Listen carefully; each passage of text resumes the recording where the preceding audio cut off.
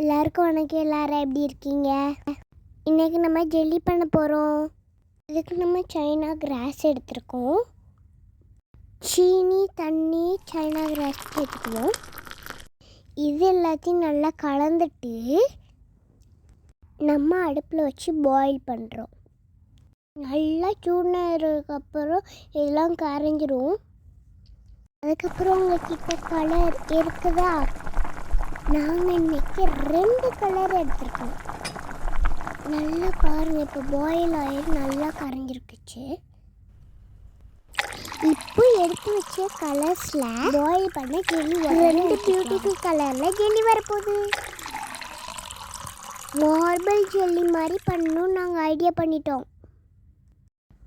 First mix பண்ண கலரை ஃப்ரீஜரில் வைக்கணும்.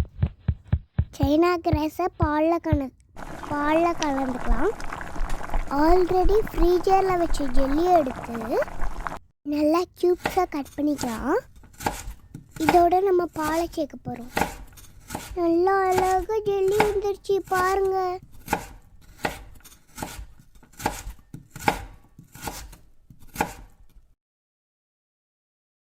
கட் பண்ண ஜெல்லியோட நம்ம பாலை சேர்க்க போகிறோம். அதுக்கப்புறம் ஃப்ரீஜரில் வச்சு அதுக்கப்புறம் ஜெல்லி மார்பிள் ஜெல்லி பார்க்குறதுக்கே மார்பிளாக இருக்கு. வாவ்! கொஞ்ச நேரம் கழித்து நம்ம எடுத்து சாப்பிடலாம். எஸ், அம்மா ஃப்ரிட்ஜை ஓப்பன் பண்ணால் ஆல்ரெடி பாதி சாப்பிட்டேன்.